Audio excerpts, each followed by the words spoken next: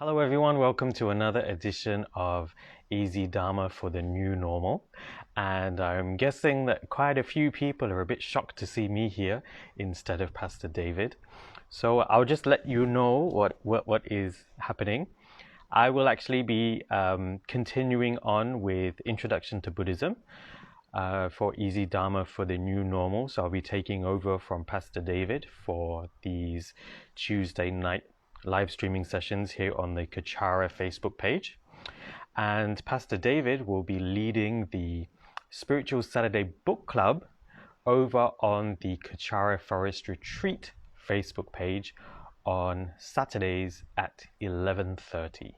So just to repeat, I'm taking over Pastor David's Easy Dharma for the New Normal on Tuesdays, and Pastor David has swapped with me. So Pastor David will be doing the Spiritual Saturday Book Club at 11:30 over on the Kechara Forest Retreat Facebook page. So do tune in to see what Pastor David is going to share on Saturday. Okay? So I see Mr. Lum and Jacinta Go is online. Good evening to both of you. I hope you're having a wonderful day. And Karen Wong as well, Gillian as well. Good evening to everybody here. There's quite a few people joining tonight.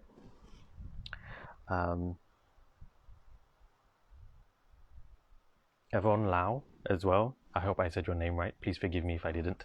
Good evening to all of you. So, last week, I'm just going to get straight into it. Last week, Pastor David continued with his reading of Introduction to Buddhism, and he did the section called The Three Higher Trainings. So today I'm going to continue on with it, with the reading of the book. And it's a section that is becoming a bodhisattva. Now, a lot of you out there, well, if you're practicing Tibetan Buddhism, you all know that we're supposed to be practicing the path of the bodhisattva. But many people don't actually know what this path actually entails. So this is something that Geshe Kelsang actually goes to explain in this section, and part of it gets a little bit technical, so I'll be going a little bit slowly so that you have a deeper understanding about what it means to be a bodhisattva. So who else is online? Esther Go is also online. I think there's more people joined, but I can't see the comments. Yiman as well. Good evening to all of you. Again, if you do have any questions that come up during this topic, please do ask. All right, and I will answer the questions today. So I'm not going to be reading the entire chapter. I'm only going to be reading certain sections, and certain sections that I will try to explain in a more easier way. All right. So, the most meaningful use to which we can put our precious human life is not to attain liberation from suffering for ourselves, but to attain great enlightenment or Buddhahood for the sake of all living beings. This is something that we, as practicing Buddhists, especially within Kechara, within Tibetan Buddhism, we all kind of recite this when we take refuge. Before we begin any of our prayers. But here, this particular chapter goes into more detail about what this actually means. Because a lot of us, we might have the intellectual understanding that, okay, we want to achieve Buddhahood, but we should be doing it for the benefit of all sentient beings. So we have the intellectual understanding, we read it, but we might not understand what it actually means. And as you will see, later on, the things that you have learned and Pastor David has been sharing over his reading of Introduction to Buddhism, which applies to yourself, you actually use it and you apply it to other beings. All right? And when you do that, you really understand what it means to have a wish to achieve enlightenment for the benefit of all sentient beings. First, we generate the special motivation of bodhicitta. And then we enter into the Bodhisattva's way of life and engage in the practice of the six perfections until eventually, by completing this training, we become an enlightened being, a Buddha. So one of the major teachings within the Bodhisattva's path is the six perfections, which is actually the next chapter. So we'll be talking about that after probably the next section, hopefully. Okay. So becoming a Bodhisattva, which is that basically means you're a being that is working for the benefit of all sentient beings. In order to be able to be a Bodhisattva or walk the path of the Bodhisattva, you need to have one very special thing, and that is called the mind of bodhicitta.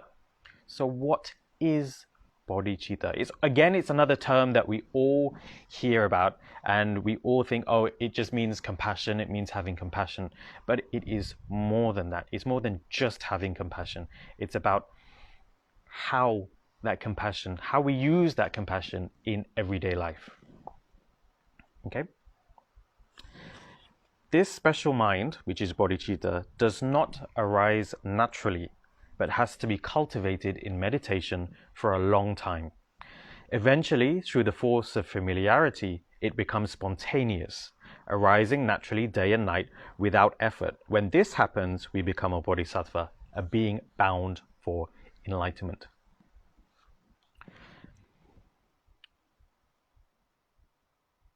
When people come to practice Buddhism, and we hear that we need to be quite compassionate, and we need to act out of this compassion, a lot of the time what happens is we just go around saying, I'm going to be quite blunt, we just go around saying that we are compassionate people, we're practicing compassion, and because we're Buddhist, we're compassionate people. It's not necessarily the case, because as stated in this book, this mind of compassion does not arise naturally. Okay, you need to familiarize yourself with it, and once you've familiarized yourself with it, then it will start to arise naturally. And the reason why it arises naturally is out of habit or familiarity. Now, usually when we talk about habits or habituations, we usually talk about it in a negative sense. I'm sure you've heard a lot of or read a lot of Rinpoche's teachings, or even sharings by other pastors about habituation and overcoming negative tendencies and things like that. So there we're referring to habituation in a negative manner, because that is something that generates negative karma. But if you rehabituate yourself in a new way, in a new direction, you change your habits to become something very, very positive, something that generates merit. And as you all know, merit is something that we need to achieve enlightenment. Okay? So, you need to train your mind in bodhicitta. You need to train your mind in compassion. That is the only way that you can actually become a compassionate person, become a compassionate spiritual practitioner. It doesn't just come instantly to you just because, oh, you're practicing Buddhism, oh, you must be a compassionate person. Okay? So, here is where it's going to get a little bit technical. When you train in bodhicitta and when you walk the bodhisattva path, okay, two things happen. You rid your mind of two things. One is delusion, okay, and one is the imprints of delusions. So there's a little bit of a difference between the two. So what is a delusion? A delusion can be any of our negative emotions, our negative habits, our negative emotions that lead us to create negative karma. So, for example, we all know that, I'm sure we all know people out there who are very angersome people. Whatever they do, even if they don't mean to, because it is so kind of ingrained in them, they just act out of anger. Everything they do turns the situation into one where there's a lot of anger. That would be a delusion. Okay? I'm sure you all know a lot of people out there also that always think that they're right about something. So no matter what situation you're in, for example, if you're... Okay, I'll give you an example. My parents, okay? My mother was very, very... She's quite liberal. So when we were growing up, we had freedom to basically do what we wanted to do, where we wanted to go to school, what we wanted to study. She was a very liberal person in that sense. Coming from a traditional Indian background, and I'm sure a lot of you out there can understand or relate, because I know it's the same from a Chinese background. Your parents always want you to do well. And the way that they want you to do well is basically to follow what they tell you to do. So you're always told to do well in school, get a very good education, and always go for something at university that is going to get you the most money when you start working life. For example, being a doctor, or being a lawyer, or being an accountant, things like that. It's the same with Indian culture. So, on one hand, I had my mother, who was very liberal, and she would basically tell us to do what we wanted to do, and as long as we were happy, she was okay. Then, on the other side, you had my father. Now, my father was a very typical, or is a very typical, traditional Indian man, in the sense that he wants to, out of love and care, he wants his children to do very well. So in that situation, he always told us that we had to do well in school. If we didn't get good grades in school, we would get punished. If he knew that we were thinking about doing something else apart from being something like a doctor or a lawyer or an accountant, he got very frustrated. And in this matter, he always thought he was right. Okay? So why I'm explaining all of that, went off on a bit of a tangent, is that also thinking that you're always right is also a delusion. Okay? These are very kind of easy to understand examples of what a delusion is. But actually, delusions go a lot deeper. Okay? Delusions can be very, very subtle. A lot of us, I've talked about anger and always thinking we're right. Actually, all of us have that to some form and to some degree in our lives. So these are what delusions are. All right? Now, so that was the first thing that is overcome when you practice the Bodhisattva's path. And the second is the imprints of delusions. Okay? Here, what imprints of delusions actually means is that when you are always, I'm going to take anger as an example. When you are always acting out of anger, this anger kind of becomes ingrained within your mind stream. So not only in the future does your anger increase, but it's very easy for you in any situation to become angry again. So you will notice if people do not deal with their anger, the imprints of their anger get stronger over time, which means it's easier for them to get angry again and again and again. So this actually leads them to have a lot of negative karma. And it doesn't just last for this life, it actually carries forward into all your future lifetimes. So there's a bit of a difference here between the actual delusion and the imprint that it leaves within your mind. All right? So, delusions are what is known as obstructions to liberation. And what that basically means, it stops you from reaching enlightenment or overcoming cyclic existence, which means having to take rebirth again and again and again within the 6 realms. And at the same time, there is something, the imprints of delusions are called obstructions to omniscience. Omniscience basically means all-knowing, all right? So these imprints stop you from knowing everything or being all-knowing.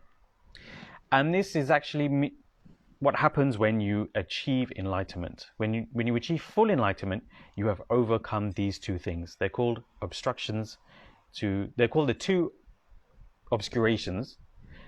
Okay? One is to liberation and the other one is to omniscience. Okay? I'm not going to get too much into that so far, for today anyway. Okay? So when your mind is free of these 2 obscurations, you achieve full enlightenment. Okay? You become a fully enlightened being. All right. So those come about when you practice bodhicitta. So what is bodhicitta? Bodhicitta is basically compassion. All right? We all know it, and you know, we always say that bodhicitta is compassion and we're practicing compassion. And it literally does mean compassion. Okay? But the definition of this compassion is actually quite specific. It basically means you want to protect all living beings from any form of suffering. That is kind of the definition of compassion. But in order to have compassion for all living beings, first, you need to develop it. And the way you develop it is by developing what is called in the book affectionate love. Okay? Otherwise, you can also call it loving kindness. This basically means that we feel a very close connection to all living beings, and we hold them dear. So when you hold them dear, it's like you love them. So think of a mother and her son, or a mother and her daughter, in fact. Okay? The mother has compassion for the son or daughter, but where does this compassion come from? This compassion basically means that the mother will protect the son or the daughter from as much suffering as possible.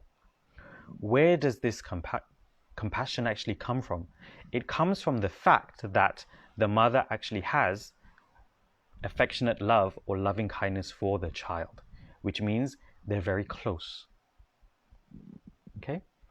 So the way to develop bodhicitta, and don't worry, I'm going to explain all of this as we go on through today's session.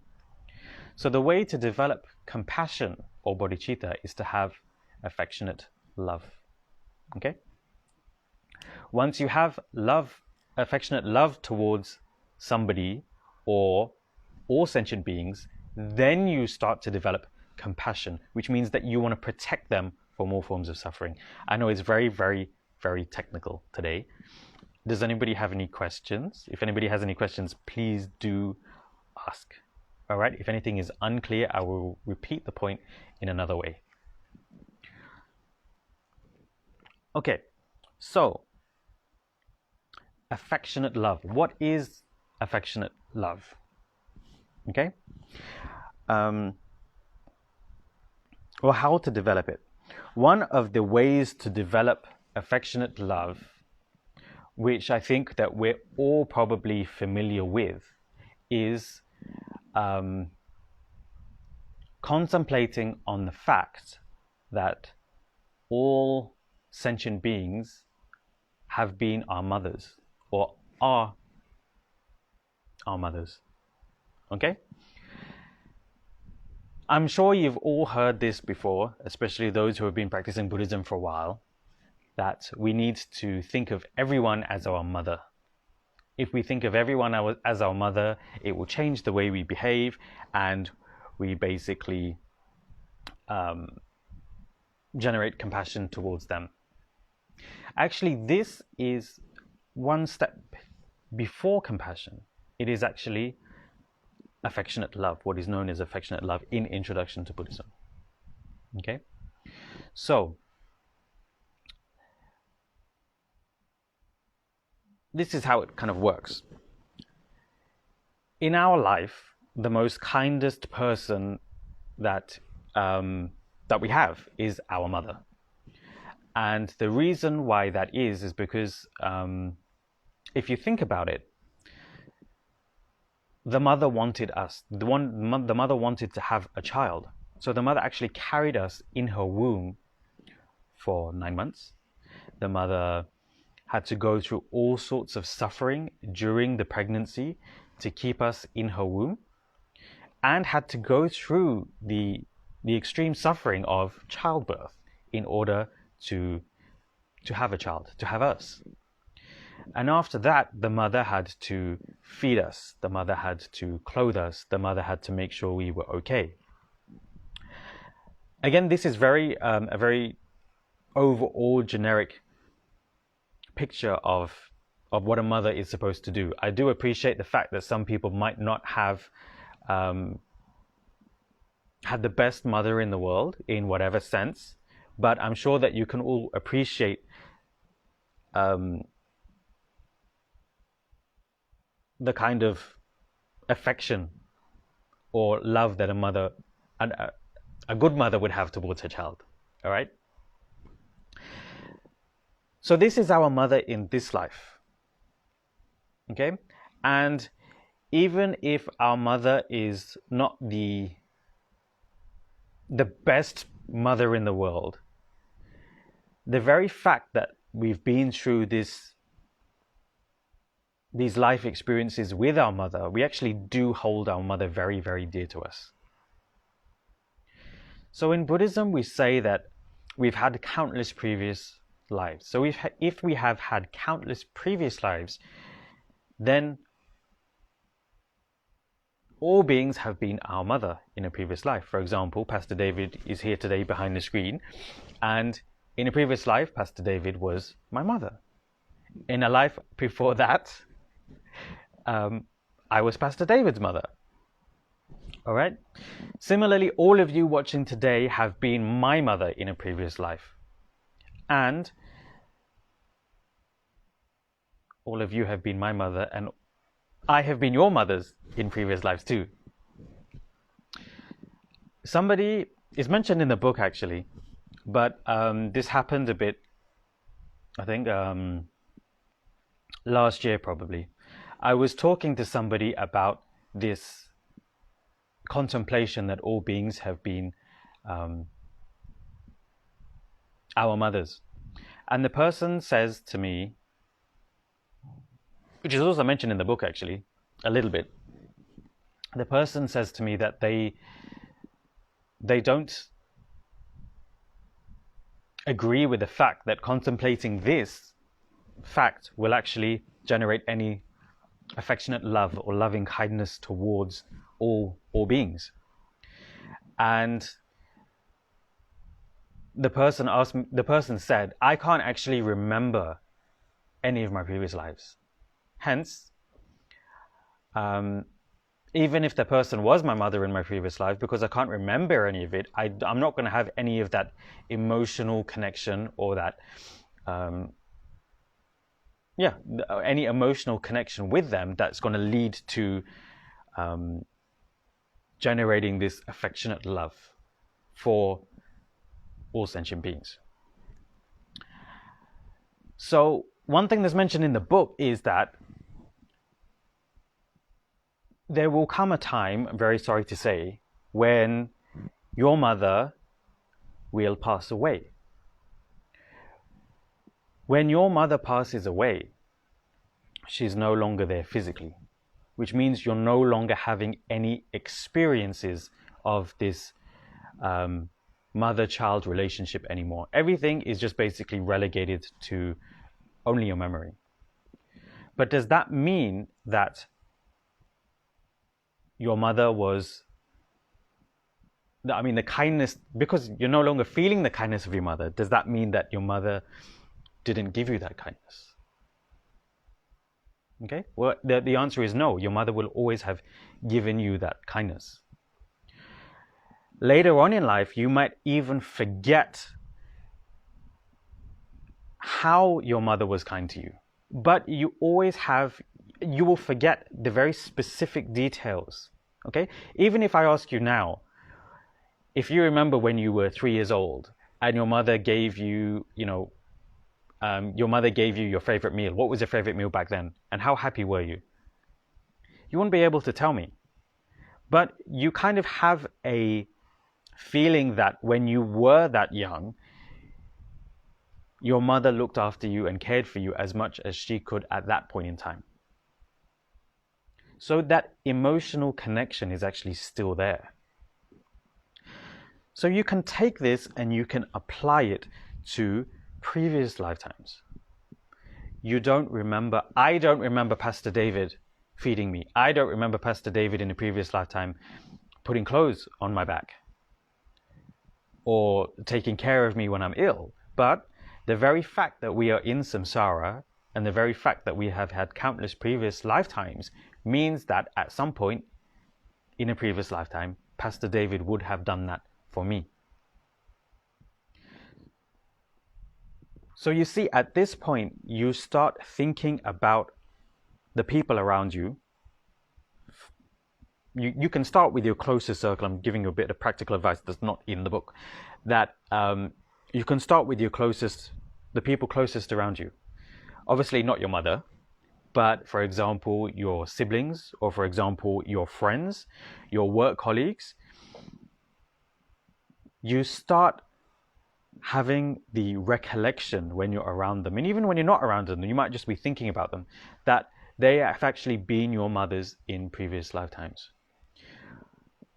When you start doing that, what happens is you start building that almost that positive emotional connection with them. This actually does two things. Okay? One, you start developing affectionate love towards them, or loving kindness towards them. Okay? Secondly, it also allows you to let go of and overcome any problems or situations that you might be facing that are difficult in regards to this person. For example, in my previous job, when I was back in the UK, I had one very good friend that I used to work with. And he was around the same age. We'd grown up in the same neighborhood. We kind of knew each other. Then we started working together. But at some point in that, when we were working together, we started competing to get the same position in the company. And when that happened, because we both really wanted that position, we started competing with each other on a very petty level. So he would do something that I didn't like, or I would do something that he didn't like, and things would get very, very petty. And I kind of built up a resentment towards him. Because we were both aiming for the same position, but also because of the situations that we were put in, where I would think that, oh, he got the contract, but I didn't. I really wanted that contract. So the resentment kind of built up. Kind of years later, after reading the Lamrim and hearing teachings by Semrimji, especially one day when Rinpoche there was a group of us, and Rinpoche kind of looked at us, and all of a sudden he just gave this teaching about thinking about all beings as being our mothers. So what happened at that point, Rinpoche asked us to think about somebody that we have kind of got a grudge against or didn't really like. And for some reason, this the person that I kind of instantly chose was this person that I used to work with. So when I kind of contemplated on the fact that this person had been my mother in my previous life, I was actually able to let go of all that resentment that had built up. And that put my mind at ease, because every now and then when I would remember my previous job, one of the memories that would come up is that colleague who used to be a friend, and the resentment that was there because of the rivalry or the competition within the job. I'm kind of digressing from the book, but it is another benefit of contemplating on the fact that all beings have been our mothers in previous lives. Okay? I see that nobody has asked a question yet. Usually by this time, Pastor David would have about 5 or 6 questions. Nobody's asked me a question yet. Anybody got any questions? All right.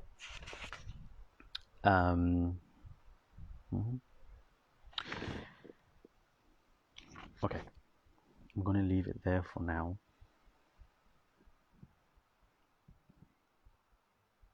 So, what is the next step? Once we have become convinced that all living beings are our mothers, we should then contemplate their kindness. Okay? So, when we were conceived, had our mother not wanted to keep us in her womb, she could have had an abortion. Okay? If she had done so, we would not now have this human life. So it is due to the kindness of our mother that we actually have a human life, a human body that we can use, that we can do things with, that we can, sit in front of our computer screens and watch live streamings with. Okay, so it is due to the kindness of the mother. Okay, so then I'm going to move on. Once you've contemplated on the kindness of your own mother, then you start contemplating on the kindness that you've received from all sentient beings, because all sentient beings have been our mothers. Okay? Now,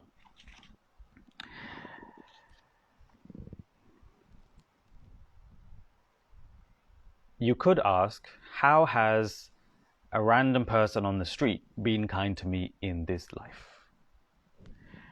Or how has a person 500 years ago been kind to me that that I've benefited from in this life? And Geshe Kelsang actually talks about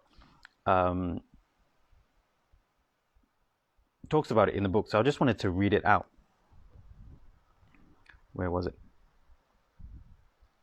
We are able to make use of many things with very little effort on our part.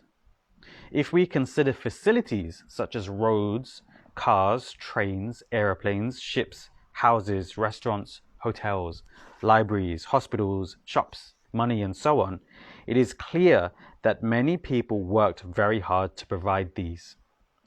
Even though we make little or no contribution towards the provision of these facilities, they are all available for us to use. This shows the great kindness of others. Okay, so even if you don't want to, not even if you don't want to, but in addition to contemplating the kindness of mothers in previous lifetimes, you can also contemplate the kindness of the people that led things to be made that you are using right now. Some of you are watching this on a laptop. Some of you are watching this on a phone. Have we ever kind of sat down and contemplated the fact that this was actually made by somebody? That somebody actually came up with the design of the phone or the design of the laptop? And even within the phone or the laptop, it's made up of many, many different parts. Each of these parts was created, which is physically made by somebody. Before it was physically made by somebody, it was designed by somebody. So when you think about all of this, you come to the realization that everything that we use, everything that we know and experience is based upon the kindness of somebody else. Okay, and even, for example, just the phone, it could have been made by 20 different factory workers that are working on each individual part. Before it got to that stage, it was designed by somebody. Maybe there was, I don't know, 10 designers for different parts of the phone. Okay, then you have the people who actually got the materials together to create the components. So maybe another 20, 30 people. So just the phone itself can have the kindness of about 100 people behind it. And this is something that we can contemplate on as well. Okay? Not only that, but both our education and our spiritual training are provided by others. All our Dharma realizations, from our very first insights up to our eventual attainment of liberation and enlightenment, will be attained in dependence upon the kindness of others.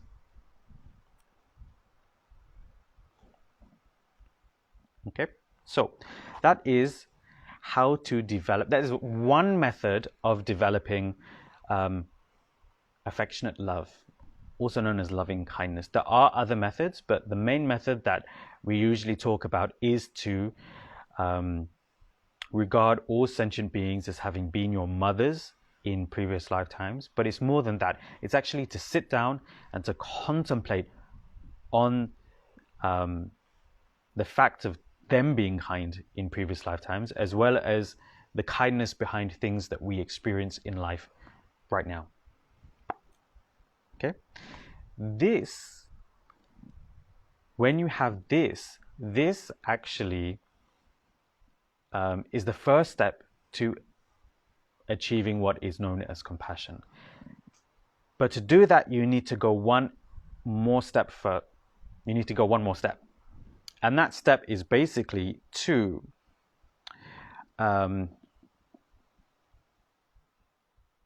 realize that all of these beings are actually suffering as well. Now, previously in the book is mentioned that there were 7 types of suffering that we need to contemplate. And I think Pastor David covered this earlier on in the book. There's 7 types of suffering that humans go through, which is birth, aging, sickness, death, having to part with something that you like, having to meet with something that you don't like, and not having your desires or wishes fulfilled. These are known as the 7 types of suffering. And traditionally, when we are meditating upon the earlier stages of the path of practice, you meditate on these 7 types of sufferings, and you generate the motivation that you want to get out of these 7 types of suffering, and that leads you on your spiritual journey. Now, however, you take those 7 types of sufferings, or sufferings in general, and you apply it to everybody else. So first you generate loving, affectionate love towards people, or towards all beings, and then you apply the realization that they are also going through this type of suffering. Now, when you realize this is when you generate compassion. So this compassion basically is the mind that you want to protect them from all forms of suffering. So this is what compassion is. But to get there first, you have to have built that connection with all sentient beings by meditating or contemplating on their kindness towards you. Okay? So it can be a very difficult thing to understand, and the differences between them are very slight. So first, I'm just going to repeat just in case anything is unclear. First, you start meditating on affectionate love towards all beings, and the way to do that is to meditate and contemplate on their kindness. Once you do this, you feel like you're affectionate towards everybody. You feel like you have affectionate love towards everybody. So you feel that you're very close to them. Then you move on to contemplating that they all suffer and the ways in which they suffer. And because you have this affectionate love for them, you now develop the mind that you want to protect them from all types of suffering. You want to help them overcome all types of suffering. For example, a mother has loving compassion towards her son. But if her son is playing with fire, for example, or burns himself, or if a daughter burns herself, the mother gets very worried. The mother will go to the child, will put ointment on the burn to make sure that it doesn't physically hurt anymore. The mother will also educate the child about fire and the dangers of playing with fire so that the child doesn't hurt themselves again in the future. Okay? So that is compassion. Okay? So, I hope that was clear. So there's two aspects. Affectionate love leads to compassion. I do have a question from Iman. If the root of bodhicitta is great compassion, and by being a bodhisattva one can attain enlightenment, is wisdom required to cultivate bodhicitta? Isn't compassion and wisdom the wings to enlightenment? Yes, they are. Okay, I'm going to take your question one bit at a time. Is the root of bodhicitta, if the root of bodhicitta is great compassion, bodhicitta is not compassion. Wait, how am I going to explain this? Great compassion is not the root of bodhicitta. Great compassion is bodhicitta. Okay? Wisdom is definitely required to cultivate bodhicitta or compassion. We usually say that these are the two wings that you need for enlightenment, but they are not, on the bodhisattva path, they are not mutually exclusive, in the sense that either you only meditate on compassion or you only meditate on wisdom. Okay? Let's just talk about bodhicitta or compassion, since that's the topic that we're covering today. In order to generate compassion, you need to have some form of wisdom. That is the wisdom and the understanding that of karma, of previous lives, of kindness, of what is virtuous and what is not virtuous, of understanding how the process works, understanding and the wisdom of contemplation that comes about when you meditate on people's kindness. And when you focus on the fact that you want to liberate them from all types of suffering, you need to know what suffering is. So all of that kind of forms a part of wisdom. Usually when we talk about wisdom, we're talking about, on the ultimate level, we talk about emptiness or the correct view of existence. All right? But even to get to that point of ultimate wisdom, right, the correct view of emptiness, for example, first you need to know how samsara works. And how samsara works is also intertwined with developing bodhicitta. For example, in one of the things I just read out was all of our Dharma realizations, from our very first insights up to our eventual attainment of liberation and enlightenment, will be attained in dependence, which means it depends upon the kindness of others. Okay? So let me see how to explain where I was going with that point.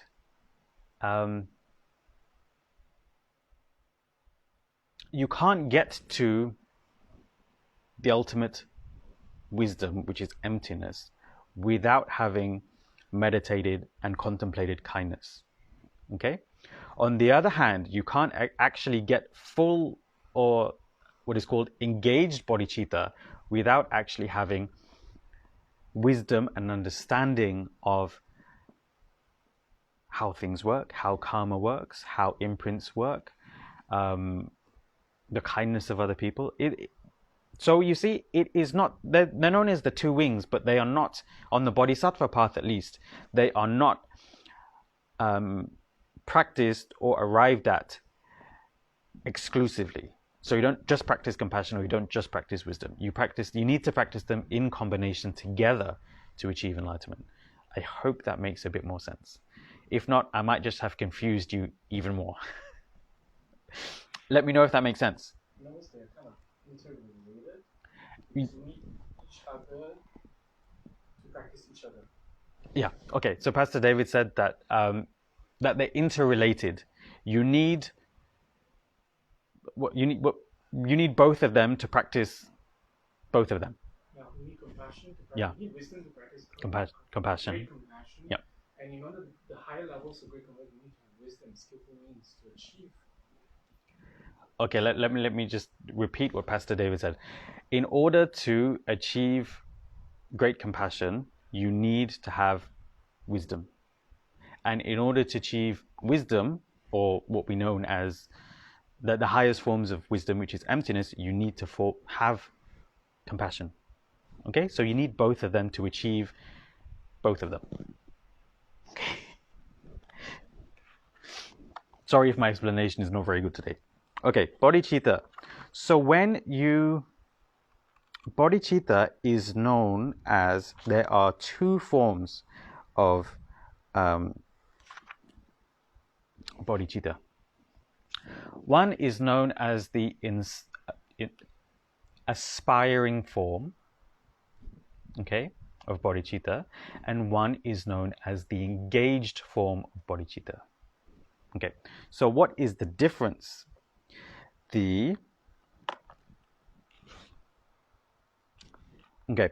Aspiring bodhicitta means when you are training yourself to achieve bodhicitta. It means that you have the wish, you aspire to have bodhicitta.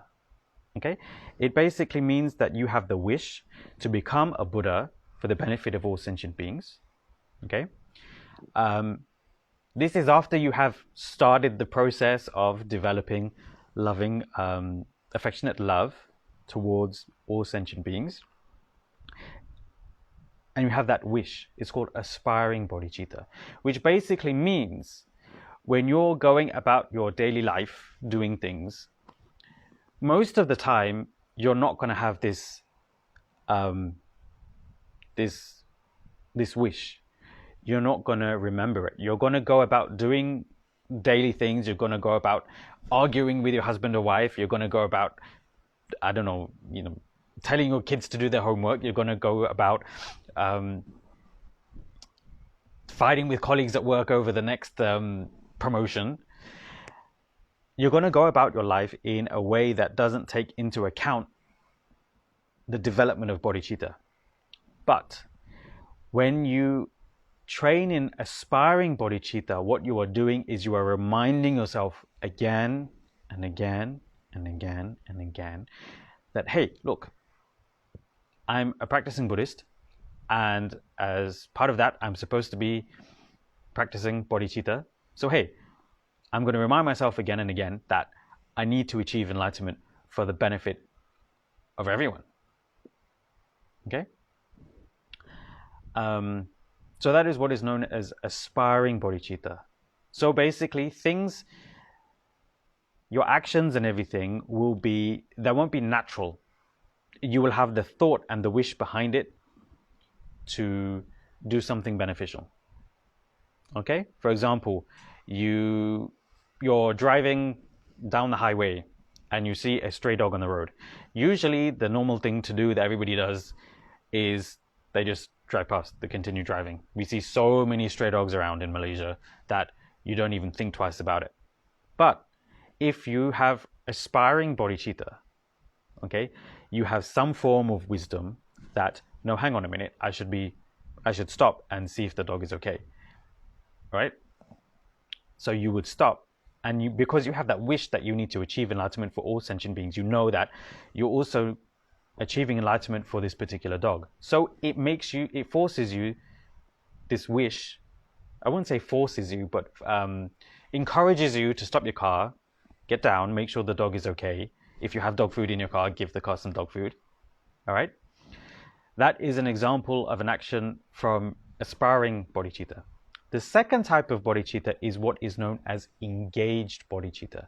And basically what that means is you have trained yourself over time with this wish again and again and again and again, that it is just becomes natural. That when you're driving along the road and you see a stray dog, you stop your car immediately, no second thoughts, and you go out to see if it's okay. It's an example.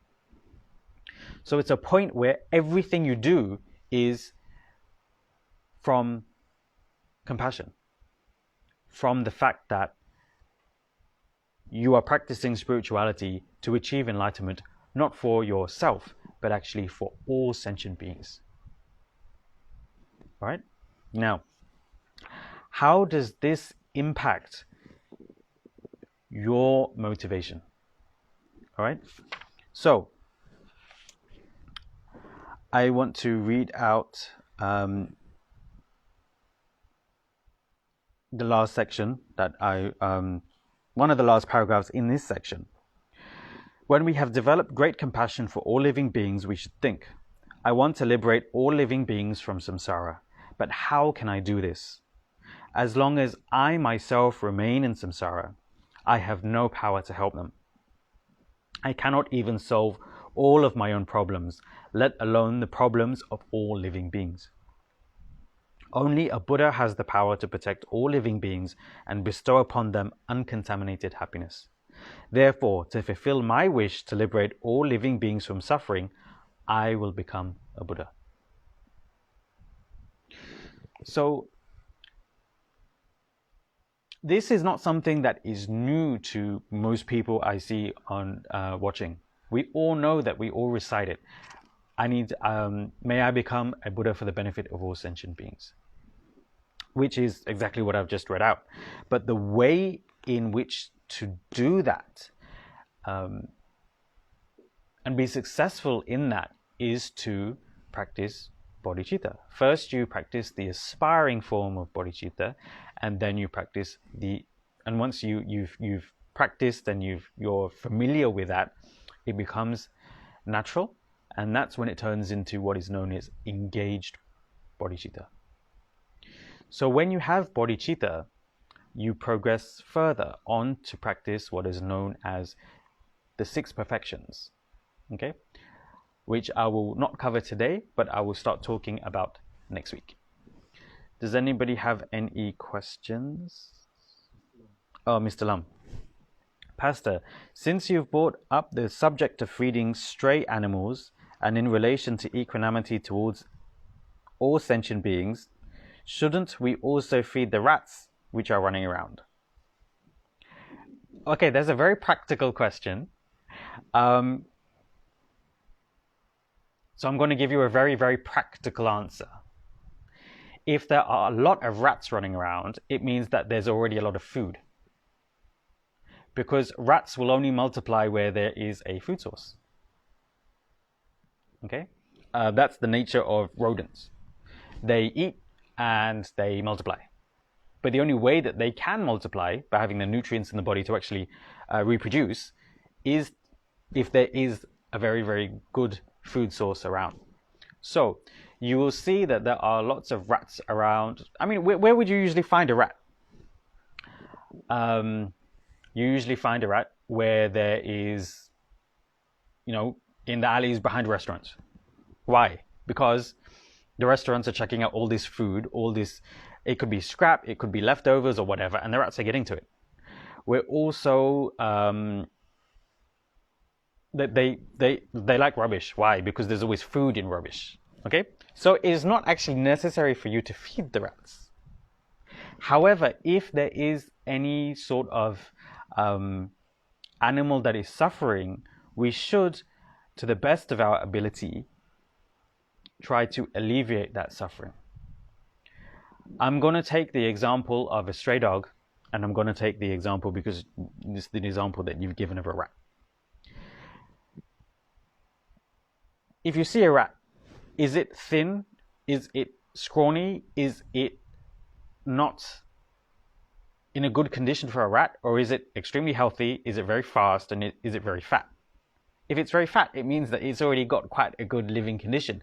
But if you see stray dogs, they don't have a good condition. Maybe they're covered with fleas or have an infection, or they're scrawny because they don't actually have enough food. Okay?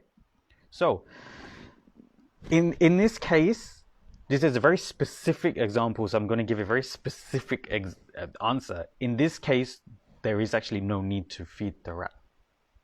But there would be a need to help the dog because the dog is suffering. Okay?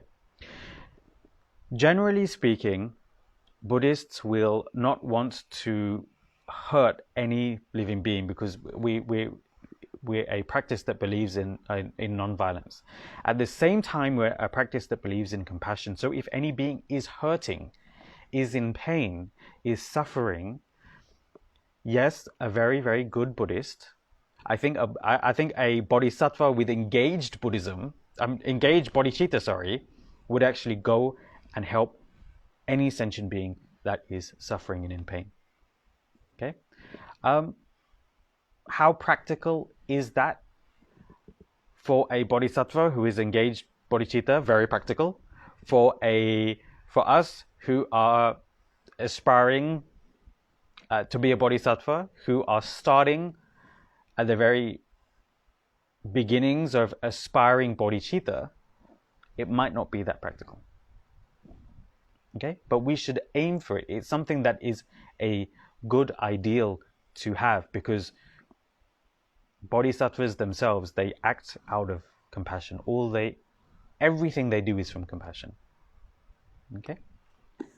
I hope that answers your question, and I hope it doesn't muddy the waters even more.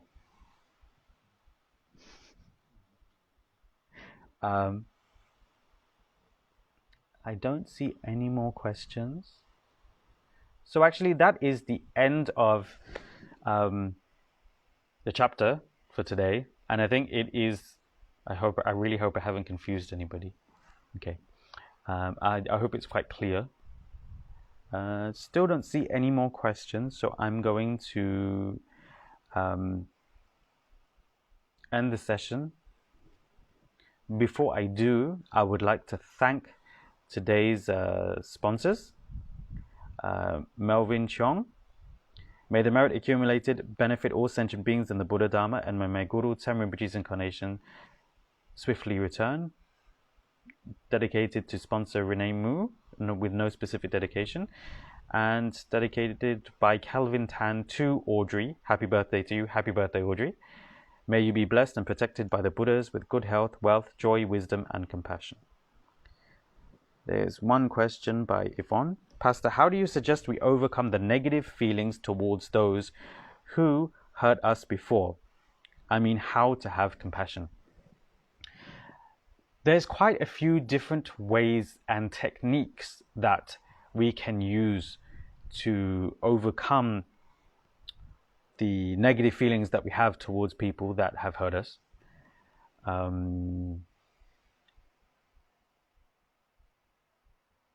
I think the way that I'm going to explain it today ties in with the explanation on bodhicitta that we've given previously, and especially because I had the example that I shared earlier was that I had very negative feelings towards somebody that I used to work with.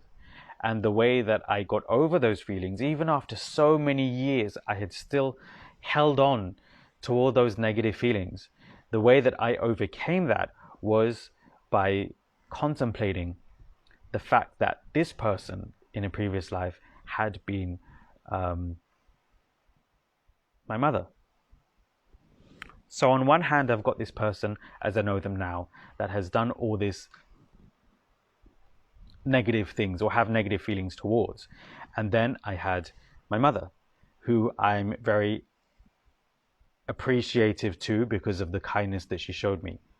So basically, I took the feelings that I have from my mother because of all the kindness that I've been shown, and I applied it to this person because in a previous life this person has definitely been my mother. That helps you to let go of those negative feelings that you may be having because that person has hurt you.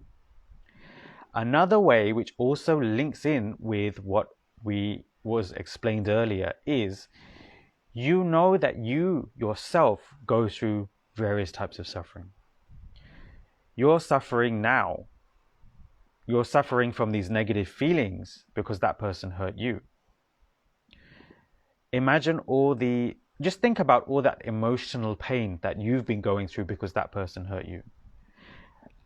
And you take that and you switch it. Somebody has definitely hurt that person the same way. So that person also goes through all of that negative emotions, that pain that you feel. And basically you apply it to that other person. You think about it and you contemplate on it. And what happens is, naturally you will see the emotional pain associated with that situation lessens over time. Okay? I hope that helps. Okay. All right, I'm going to end the session for today. Thank you very much for joining today's session. Just a reminder, I have taken over Pastor David's Easy Dharma for the New Normal on Tuesdays here on the Kechara Facebook page. And Pastor David will now be leading the Spiritual Saturday Book Club on Saturdays over on the Kechara Forest Retreat Facebook page at 11:30 a.m. So thank you everyone for joining and have a good night. Thank you.